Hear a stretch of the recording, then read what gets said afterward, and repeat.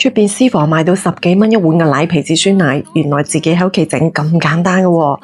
好似我咁樣整出嚟，奶皮厚實，奶香濃郁，口感非常之醇厚絲滑。前後調整咗 M 次，終於試出滿意嘅配比，分享俾你哋。做法超簡單，包你一睇就識。先將所有有機會接觸到嘅架餐用滾水煮一下，呢一步係為咗去除啲雜菌，避免抑制乳酸菌嘅發酵。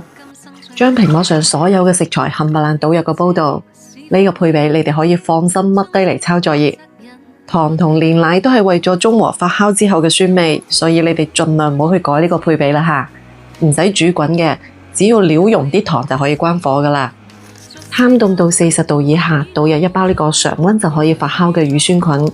佢嘅配料表超乾淨，就係得奶粉同埋發酵所需嘅乳酸菌。用佢嚟整普通酸奶就更加簡單方便，只要室溫超過20度，咩烤箱啊、電飯煲啊、酸奶機啊，咩都唔需要，直接用驗醒嘅純牛奶倒入一包呢個常溫發酵嘅乳酸菌，熬均勻擺埋一邊就搞掂。我呢度為咗更加好展示俾你哋睇整出嚟嘅酸奶狀態，我專登倒入個碗度。白砂糖嘅話呢，就根據自己嘅口感可以適量咁加返啲。奶皮子酸奶呢，我全家都超鍾意食嘅，所以我好經常做，就有買呢啲專用嘅一次性酸奶碗。咁如果你哋自己喺屋企做嘅話呢，用普通嘅飯碗啊，或者係一次性杯啊，都 OK 冇問題㗎。冚蓋等佢室溫自然發酵15個鐘以上。發酵完成之後，擺入雪櫃雪佢3、4個鐘，再攞返出嚟食，仲正。